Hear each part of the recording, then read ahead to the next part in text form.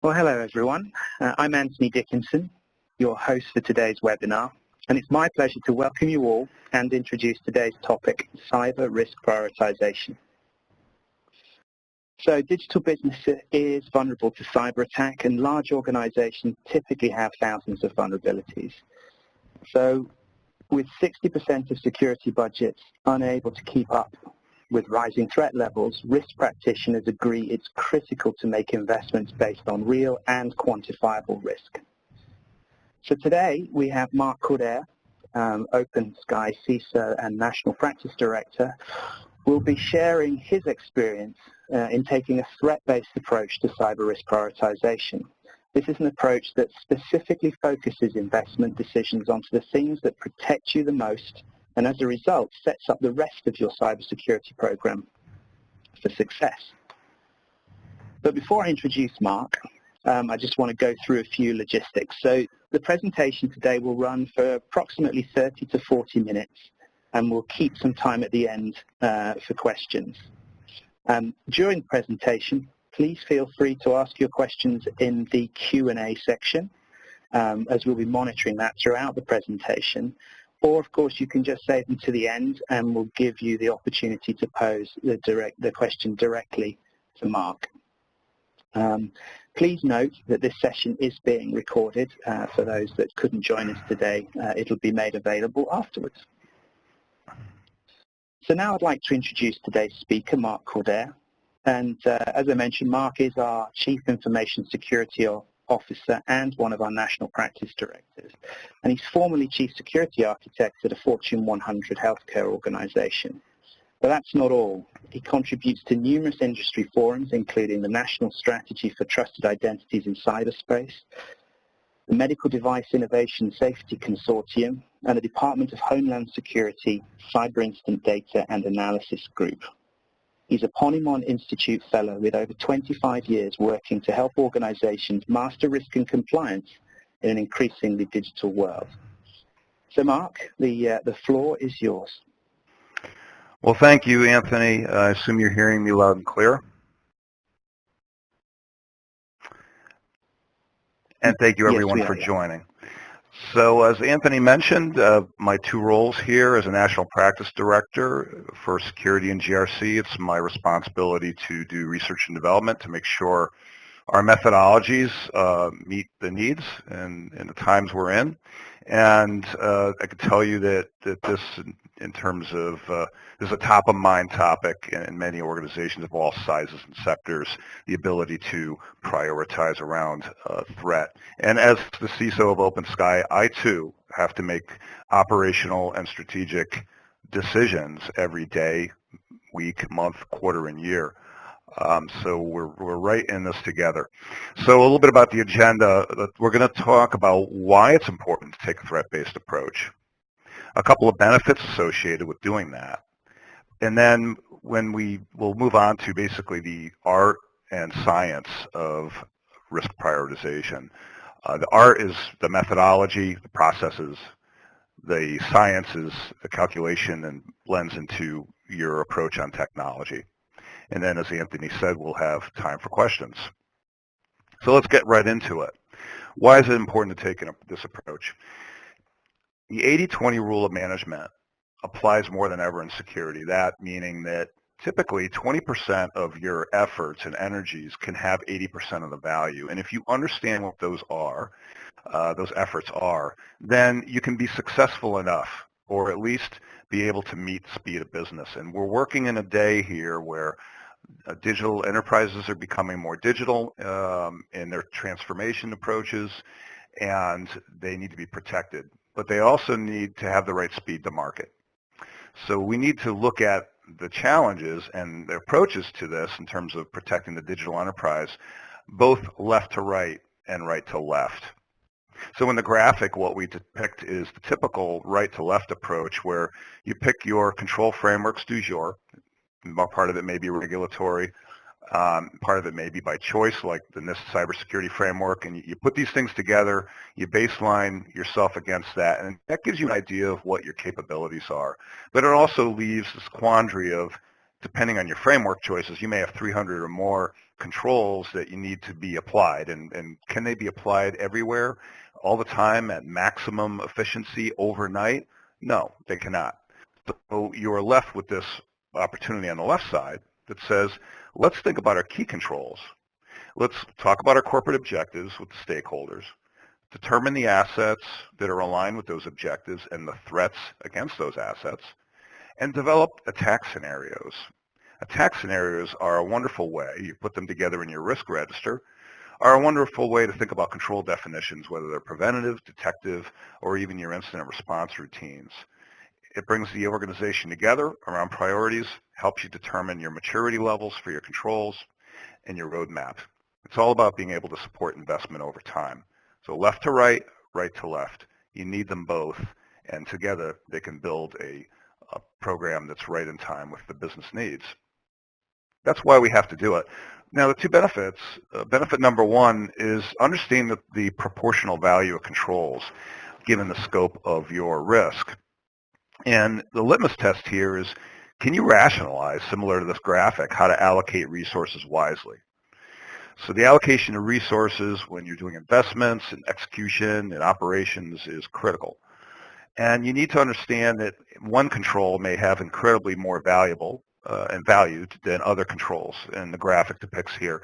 So how do you do this? We're going to talk about this, because many people look at this and say, well, that's great in theory, but I can't really do it, or I think I need to be a science major with a lot of technology to start doing this type of analysis on the relative value of controls. You can do it. You can get started.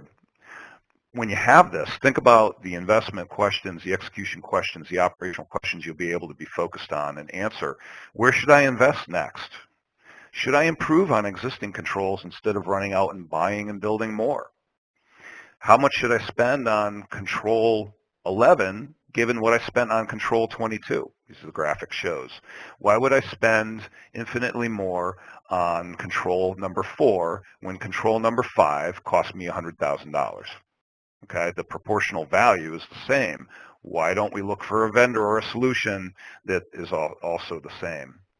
So this helps set practical expectations on the spend on controls. In execution, did the program management office deliver what the investment was intended to yield?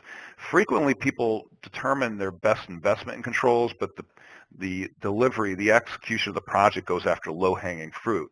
But hey, there's a lot of high-hanging fruit in your risk statements that you really need to go after and be focused on. The easiest thing to do is not always the right thing to do.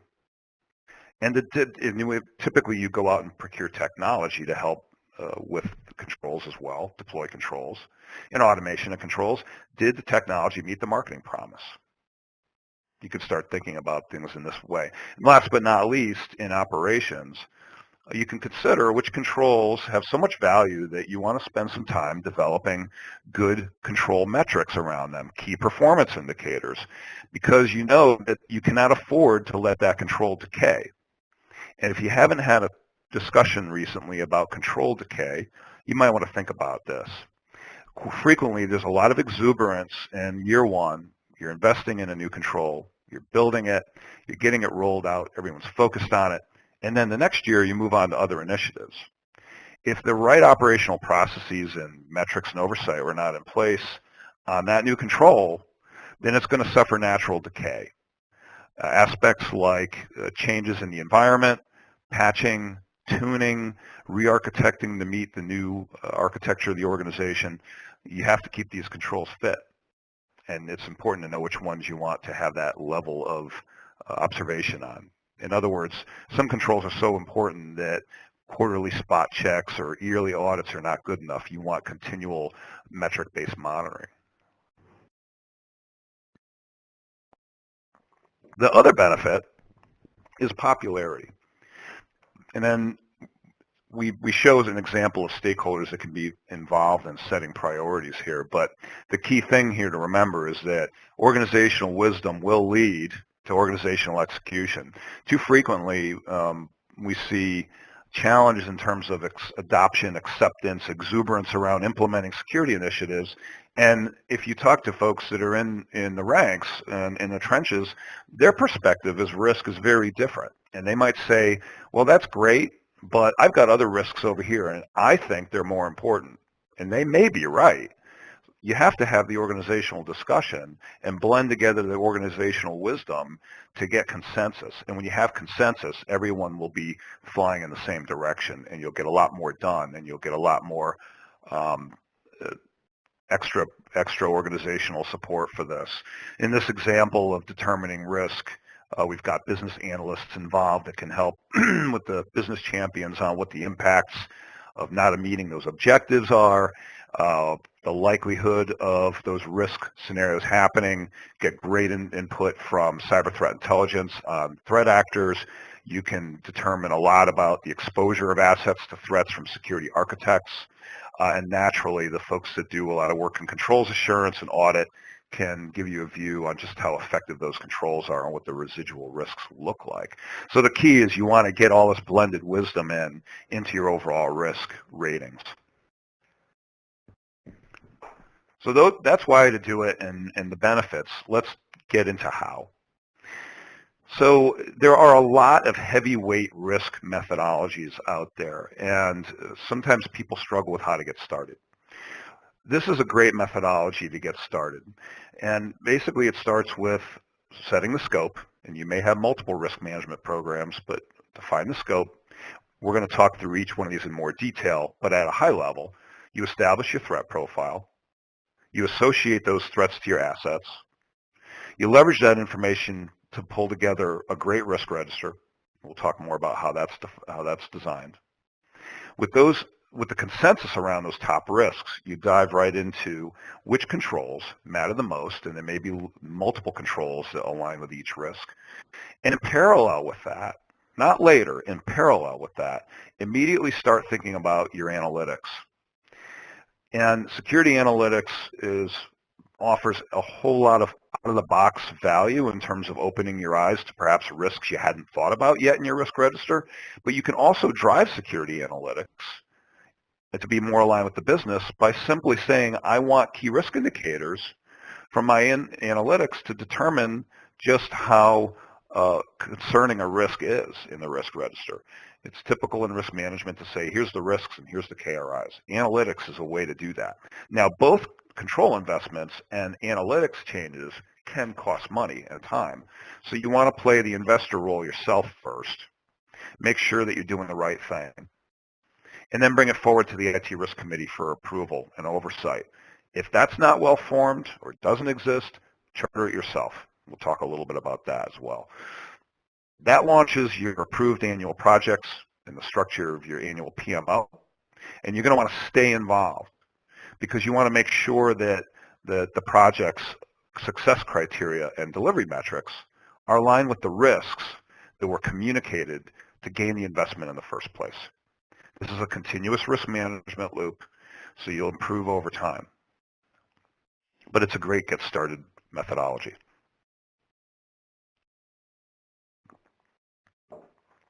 So it starts with setting the scope for your view of risks and priorities. If you get the scope off, if the scope is ambiguous or not well understood, your decisions will not be right. So it starts with enterprise risk management. If it exists in your organization, if it's very mature, they may have risk domains defined already. They may have a view of cyber risk, IT risk, technology risk, and they may also have other areas of risk in privacy, compliance, and other things, product risks, that may have a little bit of overlap. So it's important to figure out where your view of risk and risk prioritization fits in if there's a well-defined map there. From there, you determine who you're going to communicate to and how you're going to do that. You know, how's the messaging going to look like, dashboards.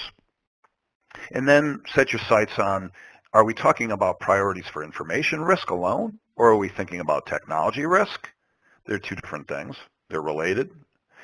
Or are we talking about physical risks, or some combination of all the above? What are the collective stakeholders that we want to engage and have quarterly interviews with about what those business risks to business objectives are?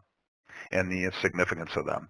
What are the categories of risk that we're going to cover? And those will change over time as you do risk management over time. So taxonomy is born. That's a risk management term for categorization of risks. Do you have to consider channel risks, your business-to-business channels, business-to-business-to-consumer channel, business mashups as they may be called? Perhaps somewhere in there, for instance, there's IoT involved. You may be consumer-based device products that your company doesn't have in their immediate product base, but it may be part of the broader business ecosystem, and somehow there's an impact. And ultimately, finally, are we talking about product risks, enterprise risks? Both? There's some overlap there, but they're not the same thing. When you have your scope right and well understood and supported, you can get started. And again, it starts with building a threat profile. There's a lot of methodologies out there around threat, and it's important to pick one and leverage one that is very focused on actors, motives, and targets. There's plenty of inertia in your environment to talk about compliance and controls all day long. You want to counterbalance that. Remember the left and the right. You want to counterbalance that with a real good view on threat. And how will you associate threat to assets? Because threats target assets. They have motives, they have tools, they target assets. You need to anticipate what those are. And assets at a high level are made up of many components, and this is where typical testing and data comes in around servers, applications, and you need to be able to understand that construct.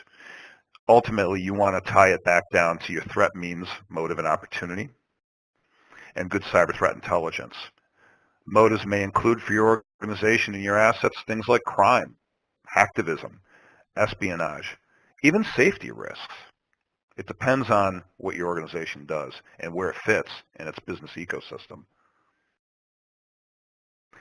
Step 2, again, tie it back to your asset base. It's really important to understand how to bring assets together, how to lump them together. You'll have assets that belong to the enterprise.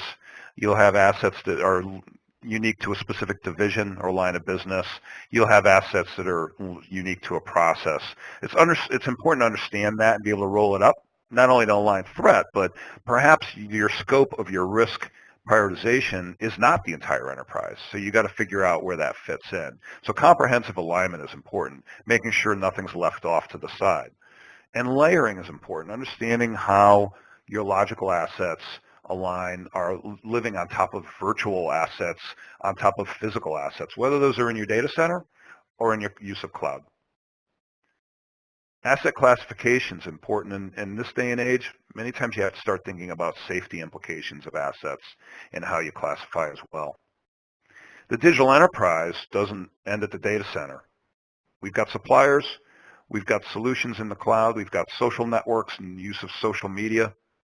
We've got use of mobile that we don't necessarily own, consumer mobile, bring your own device, analytics, on-prem, in the cloud, hybrid analytics, and again, Internet of Things is coming into many organizations one way or another. Last but not least, don't forget cloud visibility. There may be some unchartered use of cloud, free cloud services. If you haven't considered something like a cloud security access broker, to minimally bring in that view of what are we using out there and perhaps why, and tying that into your assets, then you're missing something in terms of the total enterprise picture. And the next target may be something out in that cloud. Step 3, bringing together that information from your threat profile and your asset base. You can start having great discussions with your risk stakeholders on their objectives, the assets, and the types of things that can happen, and start developing a risk register. Perhaps 100 to 200 statements is not unusual for top risks, with very normalized write-ups. So the risk statement needs to include an actor, a target, a motive. A risk statement does not need to be or should not be, I'm missing a control. Because when you say I'm missing a control, how do you answer so what? And risk registers are all about what is the value of a control. So inherent risks are rated over here on the left. This is a typical chart that people will use.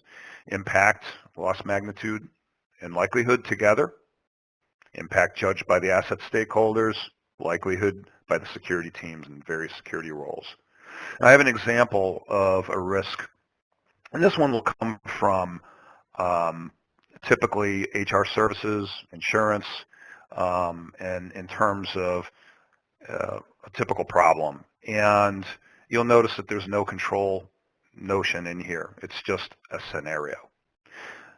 Risk number 28, presumably out of a register that maybe has 100 to 200 items in it. A nation state steals employee rosters from enrollment site to spearfish our clients. This means it wasn't a supply chain attack on us. We were the supply chain attack on one of our customers. We were the means to an end. And you have to figure out where you live in that business ecosystem. And the risk weighting, maybe it's a medium, all things taken into account. And that discussion is held quarterly. But you also assign a risk weight. And that's really important. We're introducing that now to go into the next step. We'll talk more about what's inside that number later in the presentation. So you got your risk register, you have agreement and consensus, exuberance even around what our priorities are. Let's talk about what controls matter. So this is a different table that basically comes out of a typical organization's goal of trying to lump together their view of their proprietary controls, their catalog of controls, the statements, and this can be built up from a number of authoritative sources. And the control type is important, and culturally some organizations feel that preventative controls are always better than detective. Others may debate that over the value of security analytics. And still beyond that, they may be preventative and detective, but the organization's ability to execute and run those controls may typically be a high, medium, low based on audit experience and other experiences. Some organizations, for instance, do a wonderful job being very creative with data loss prevention. Other organizations, they turn it on and let it do what it needs to do. So that's different levels of effectiveness, right? So that gives you your concept of control effectiveness in that middle column. Now what we're starting to do, envision you have a risk register with 100 risk statements, attack scenarios, and you start associating risks to, or the controls to those attack scenarios and saying, this control helps with that one, and this one, and this one. And you start tallying up the number of occurrences in the risk register where this control mattered. Then you go a step further, because in that risk register, you've taken the time to rate those risks and assign a value. That allows you to determine what your top 10 out of 100 risks are, your top 20, whatever. So you apply that as a weighting, and you say, well, if those occurrences of risk statements had that much weight, then I can come up with a weighted value of this control now. And that's where that ROSI stacked bar chart came from, that concept right here. Because what we're doing is we're saying, well, if this control has a typical, if you look at the last example on the bottom, has a typical effectiveness score of 0.4 out of score of 0 to 1, a range of 0 to 1. And we apply that to the weighted occurrences, then basically we're saying we think we can drop those risks, those 11 risks in this case, with a value of 21 down to 8.4, by a value of 8.4. So you can start applying proportional thinking pretty quick. And an important thing is don't limit your thinking to existing frameworks. Innovate security continuously with threats. We've seen and worked with organizations that create their own kind of controls or seek out security innovation for a very specific threat scenario. Now, I've said before, it's important to go after analytics at the same time. You have the ability to monitor residual risk with security analytics.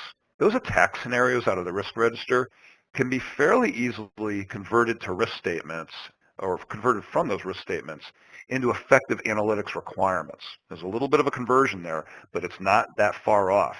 And the analytics team, some of them are hungry for input for what's important to the business. They would welcome this. Risk monitoring in the day of threat versus compliance means don't wait for the clock to strike and say, well, we need to revisit a risk 6 months later because 6 months ago we said we'd wait 6 months. You want continuous monitoring with key risk indicators from analytics to say, well, we thought we'd wait 6 months, but things have changed in the threat landscape. Our KRIs show it. We need to reconsider how much value we put in this control, how long we were going to wait to implement it, because the data demonstrates it. Great opportunity to pull that in and add some empirical data to your perspective on risks. Now, this step is the investment. And what we say here is you got to look at it yourself first. If you're saying, I did all this analysis, I think we should spend this much money in this time frame, you have to really put it through the filter of fair spend analysis. And this is a little book of theory here over on the right. But the point is that the folks that you will reach out to for support and approval, in their heads are applying some view of risk tolerance. And as humans, we're actually very well wired for this. We do it all the time. And basically, there's this concept in your head that there's a diminishing return at some point. I could spend more and more on security, the green line, exponentially more. And my residual risk will certainly drop, but it may become a matter of diminishing returns. So my fair spend is the point where those two things cross. So a little bit of analysis, data analysis, is required to figure out, even for yourself, what you think that fair spend is. And don't forget, this is spend over time. This is dealing with threat over time. It's not to say that you won't do more controls later. The key is, given every period, what should I do now? Given my budget, the tolerance for investment, the health of the business, the success of the business, what can I do and when? And how do I support speed to market? Do that yourself first. Be ready to answer these types of questions and how they align with strategy. And then bring it to the IT risk committee, because now you'd be well prepared. And if that doesn't exist, like I said, charter it. And talk about the total set of risks, the top risks, the current risks, given what the business does now, and the future risks, given what the business strategy is. They're both important. And we've noted here, these are some of the principles that we apply that we think are very valuable. Principles from the Operational Compliance and Ethics Group, the OSEG, that defines GRC models, the National Association of Corporate Directors, and their view on what the IT Risk Committee should be doing and what the board should be asking.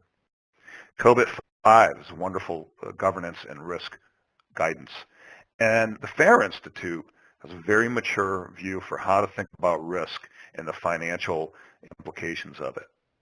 So you bring all these things together, they're all comprehensive. But generally speaking, the charter has to cover what are our top inherent risks, how do I justify spend, the effect of our key controls, the health of our key controls. And this all ties to great, clear risk communication, or translation, we should say.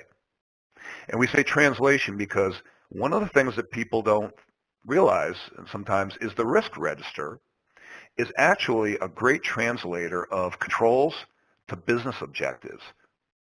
If you start with the business objectives and determine attack scenarios, and then you take your controls catalog and you associate it, you can now have a discussion that says the reason we're doing this control is because we're supporting these business objectives. The risk register is where you've tied those dots, connected those dots. And last but not least, determine a risk indicator that you can track over time and discuss tolerance. Do we become more tolerant of risk because of the business cycle we're venturing in a new space, or less tolerant with numbers? Now, as I said up front, your job is not done when the projects start. You want to make sure the PMO adheres to the risk register and the risk scenarios to establish what success looks like within each of those projects. The credibility is on the line here. You told a story that said, if we do this project, we're going to reduce these risks by about this amount. You want to make sure execution matches that story. So stay involved, make sure the PMO's metrics, their milestones, tie right back to that risk register and those statements. You also want to think about the proportional value of each of those projects. Maybe your PMO is running 10 projects. And many projects can fail for a lack of good communication strategy, lack of buy-in, lack of good capacity skills.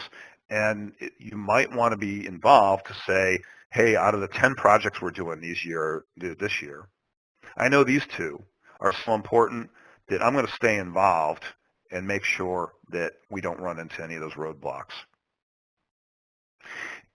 And the changes in energy.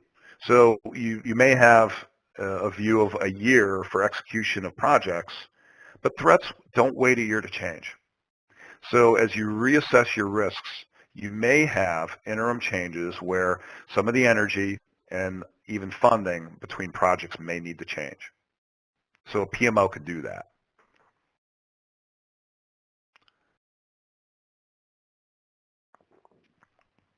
So that's a little bit about the art. The science, and when you're getting ready for automation, some will pick platforms ahead of time, like platforms such as RSA's Archer platform, GRC platform, perhaps risk visualization tools in and around that. An important thing is to have an information model.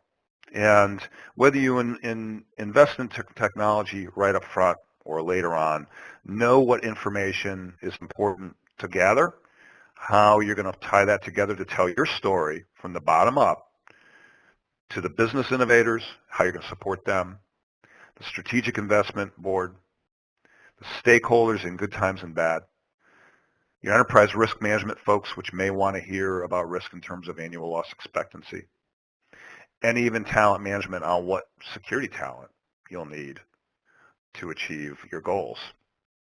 They all come out of your view of top risks. That view of top risks is made up of minimally these 4 major pillars of information. Key risk indicators around threat activity, your asset base, your performance indicators for your key controls, and remediation management. And this is basically the energy and the speed at which the organization is working against known issues.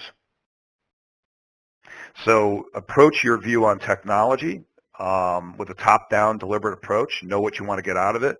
Be a smart shopper, and then make sure you have the right oversight, architecture oversight, for those technology projects.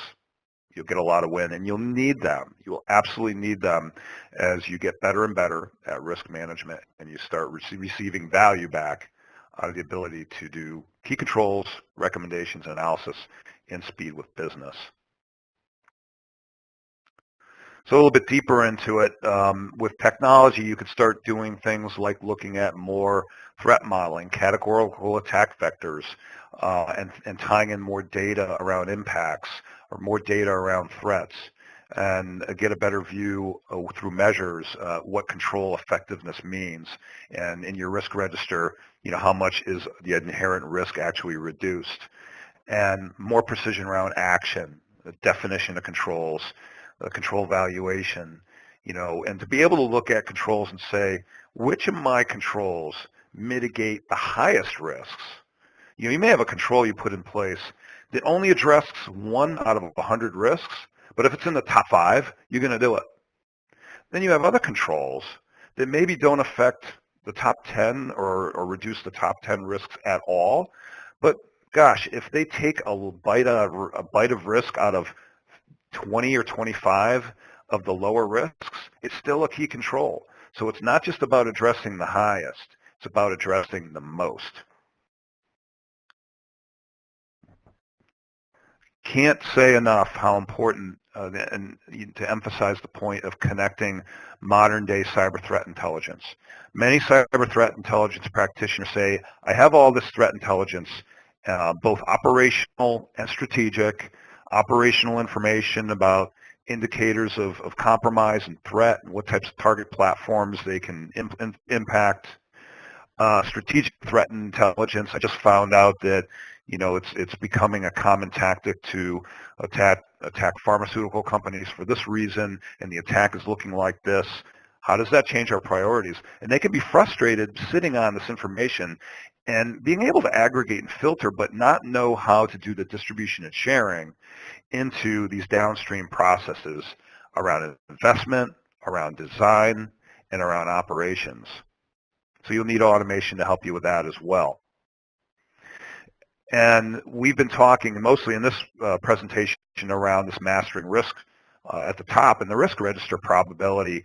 But, it really influences another major area that's related in the design defense area around things like risk assessments and threat modeling, where you want to think like the attacker. You want to set the criticality of a finding based on that information, and because that rolls up as part of a risk assessment through things like your GRC into your risk register anyways.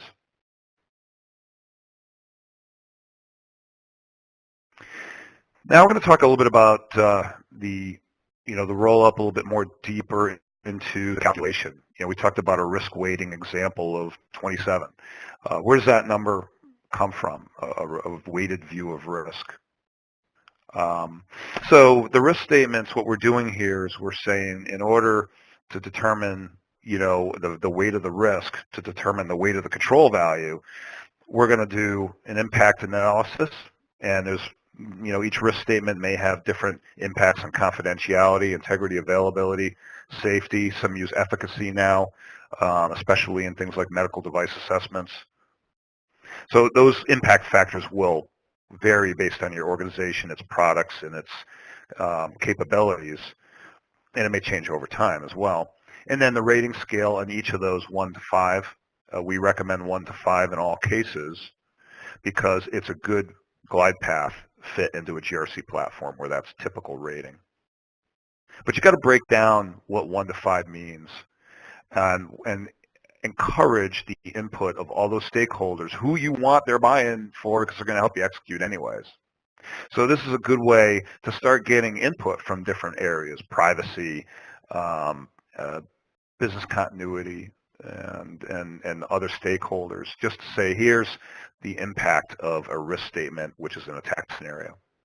Here's the likelihood. And again, people struggle on this, and they kind of run around looking for empirical, data to support their views, when really they can start with a breakdown of likelihood. And this comes from the physical threat world. This is not new thinking. Typically, likelihood is thought of as means, motive, opportunity.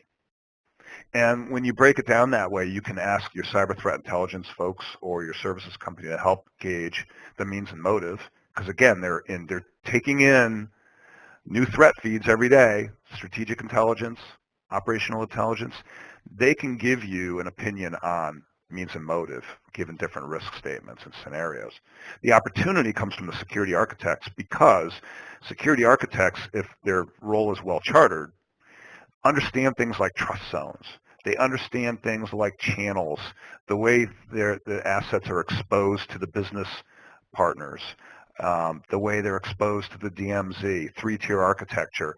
All these things and more influence the view of threat opportunity, which is really how exposed is my asset to the threat source, whether it's an insider or an outsider. So they can give you a wonderful view on that. You pull that together and you determine your inherent risk. The controls reduction is what brings you down to a residual risk.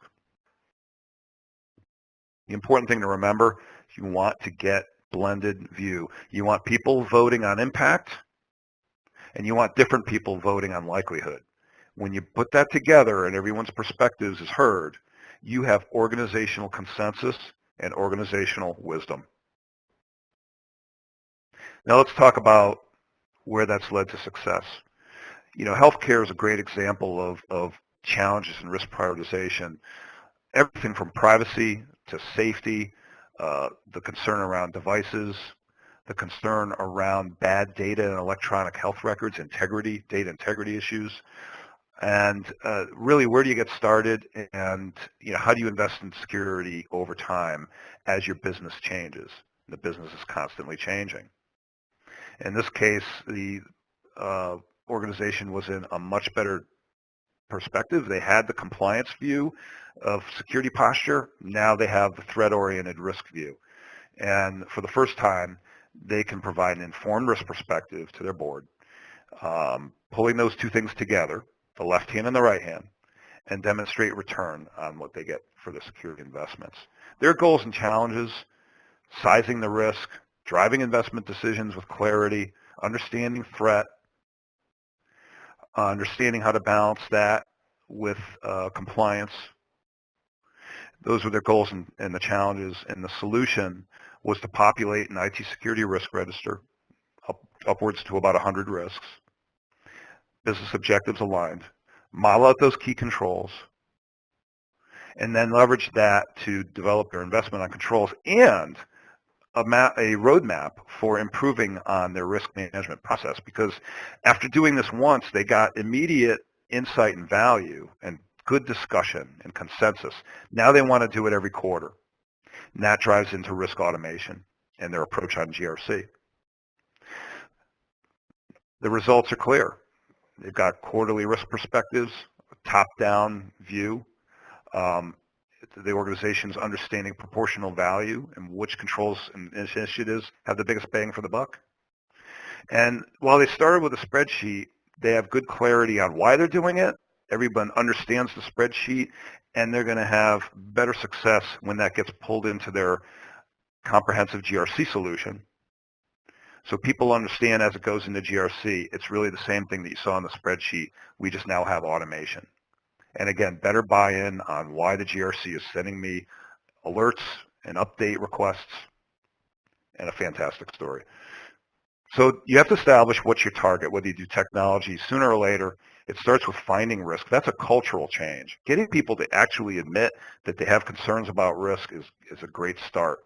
From there, you can gain risk context and finally move to phase 3, where you're mastering risk and compliance. At that point, you're going to need better decision support automation, and that's where technology becomes paramount. But you need to start with the culture where talking about risk is okay.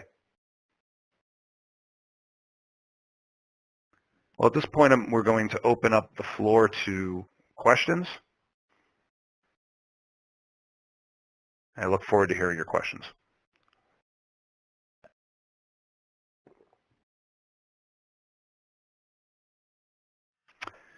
Anthony? Yeah, hi everyone. So if you can let me know if you've got a question, then I can see. If you can't unmute yourself, then I can certainly unmute you and you'll be able to introduce yourself or just ask the question. If not, if you'd rather just type the question, then please do drop it into the Q&A box, and then I can pose the question to Mark for you.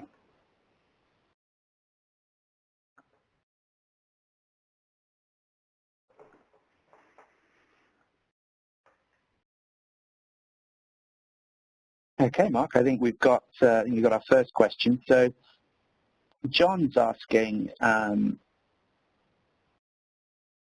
we talked a lot about technology in the presentation and also about process, lots of different things. But if you're going to start something like this, where does it make sense to go first? To implement process or to implement technology? That's a great question, because ultimately, as we said, in the end, you will need technology.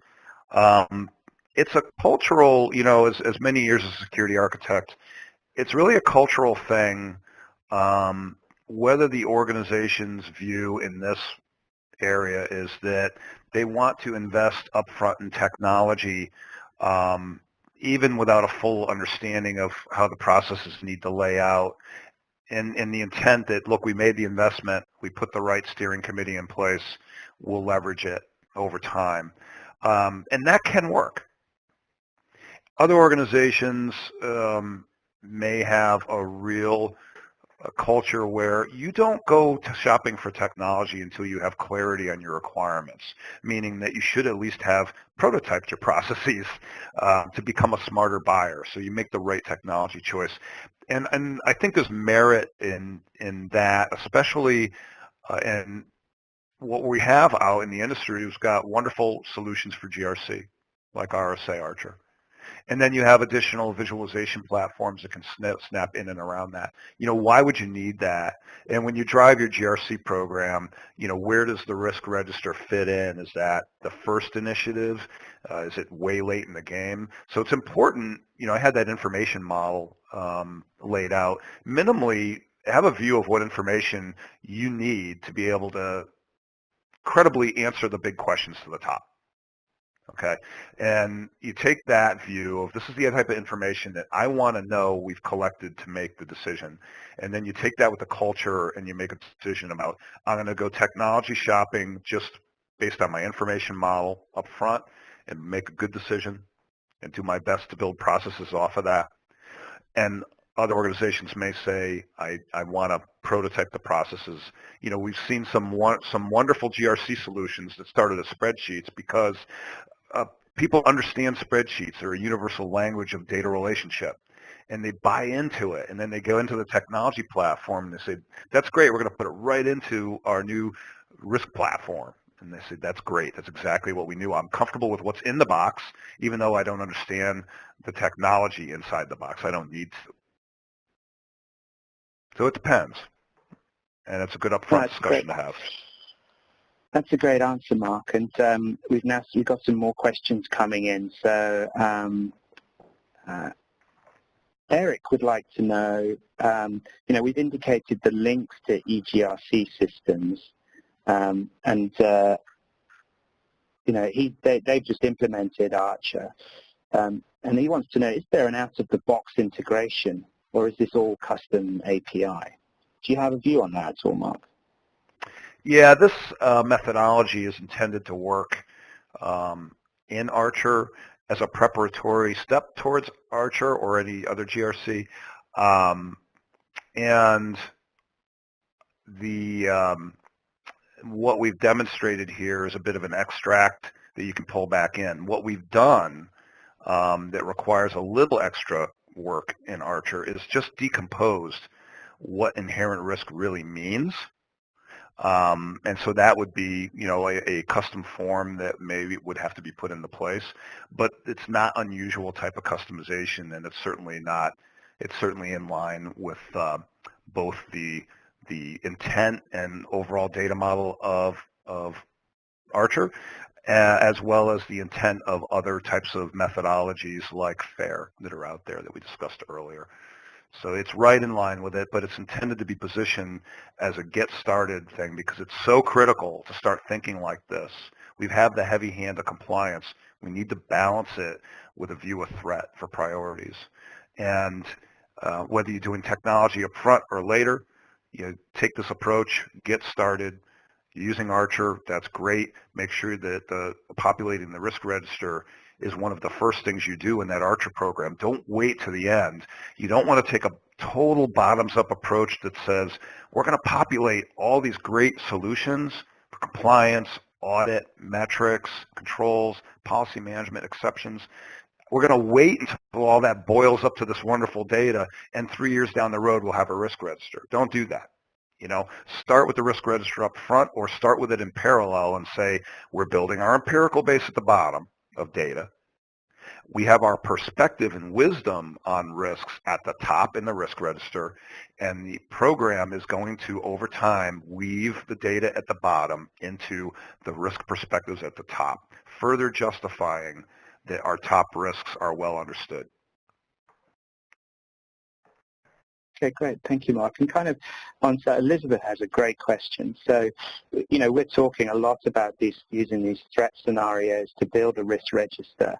But she says, many assets are targeted by many actors, which would be a multiple risk register entries potentially.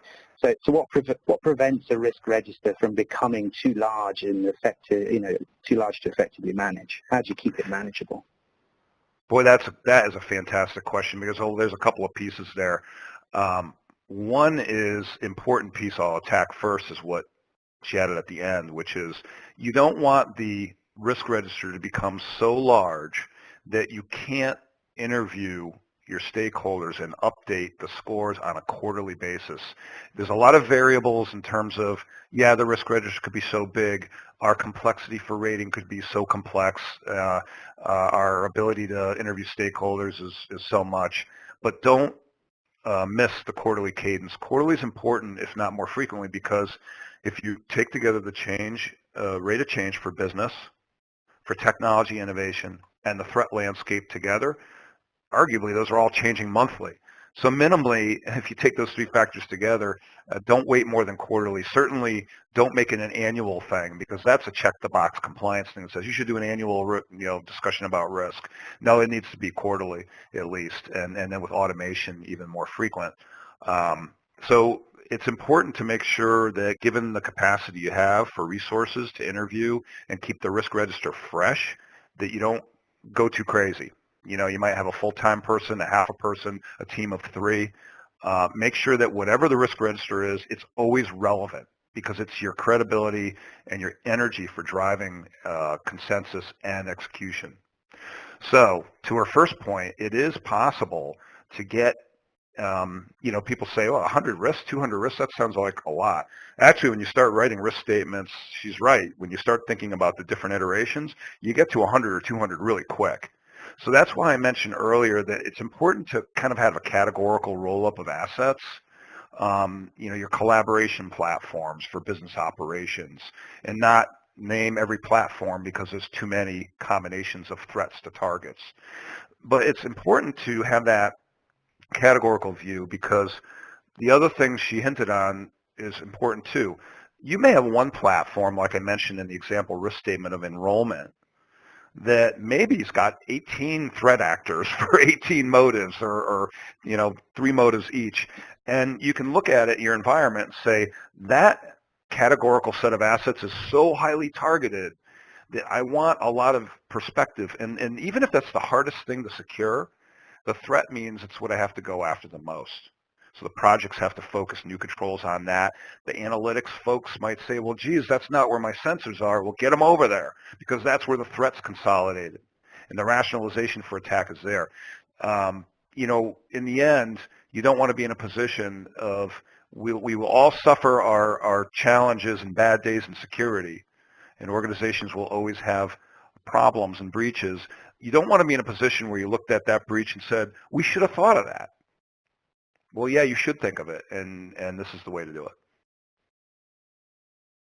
Thanks, Mark. Lauren's got another question. So, there are some information models laid out as best practice that they could adopt, they could look at it, adopt, and but rather than focusing on a particular technology solution to frame, are there information models at best practice? So rather than focusing on particular technology solutions to frame the information model. I mean, I know ours is proprietary, but are there best practice models that people can look at?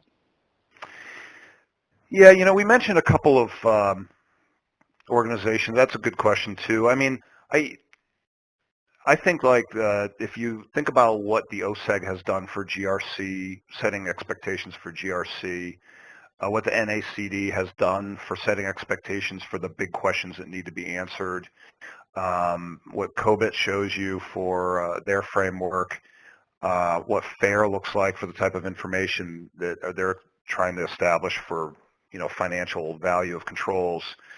We really recommend looking at all these things together, and the overarching process framework that you want to look at is ISO 31000. There's also in NIST a 800-30 framework that was updated a few years back. I like ISO 31000 because it talks about all the relevant phases of risk, and risk assessment fits, risk communication, risk monitoring, which is the analytics, KRI stuff, and it lays all that process stuff out, but it also has this continual loop of improvement on the side. So what we recommend is that you look at everything we have in the presentation. We name those organizations and what their reference models are, and look at ISO 31000 as a great process representation. And between those two things, you'll have a view of process and information. That'll make you a smarter shopper. And develop your own conceptual information model. It can be a one-pager like I showed you here that says, you know, in the end, the simple PowerPoint story is I want these pillars of information to be able to justify my position and my credibility, and get that approved. You know, talk to your CTO. They may have folks that do information architecture that will help you put that conceptual model together. Thanks, Mark. Now we've got CD. CD highlights that we've briefly mentioned. You know, we've talked actually about, you know, key risk indicators and security analytics, and he wonders, you know, how is that different from security information and event management in terms of capabilities and things like that? What's your view? Yeah, good question. On the analytics side, you know, you're getting not only the ingestion of typical logs and syslogs and Office 365 logs and things like that, but you're getting in the built-in scenarios that, you know, for analytics, like a specific example of you know, what does a privileged use look like for Office 365 Exchange? You know, it was a recent example of some work we had done. And the organization may not know because they're new to Office 365, but the analytics platform understands it. And then on top of it, the analytics platforms will typically tie in a threat feed, more and more threat feeds, to be able to say, not only is that a privileged use, but the source of that privileged use is a known bad actor as of the news of 24 hours ago. So that can give you a much better view on your day-to-day challenges. And the trending of analytics over time, too, will help you with your risk register when, again, we're talking about threat, means, motive, and opportunity, and we're encouraging the CTI team to be part of the vote. Thank you, Mark. So I think we've got time for one last question. So Anthony would like to know, you know, what resources does it actually take to do this? Yeah, important. The last thing you want to do is do this and not keep it up, because a risk register that's dated, let's say, more than 1 quarter is out of date, right? So you don't want to set a bar so high that you can't keep it fresh. And so there's many variables that go into that sizing, and when we work with organizations, that's the first thing we work on is let's set something that's practical. The variables are obviously the length of the register, the number of stakeholders, the complexity of the ratings, the maturity of the controls assurance function to be able to advise on residual risk, and the maturity of the threat organization and security architecture. So you kind of boil all those together and you say, well, based on all those inputs, I think I'm going to have a risk register that's this methodology and this size. The most important thing that, again, is not a variable in our minds is the cadence. If it's not quarterly, it's too slow.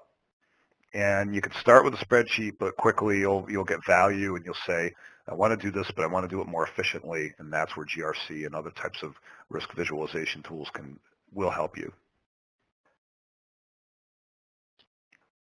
Excellent. Thanks, Mark. So I think, you know, all that's left for me to do is firstly to thank Mark Cordair for his time and his insight today. I've certainly learned a great deal, and really to thank everyone who's joined us.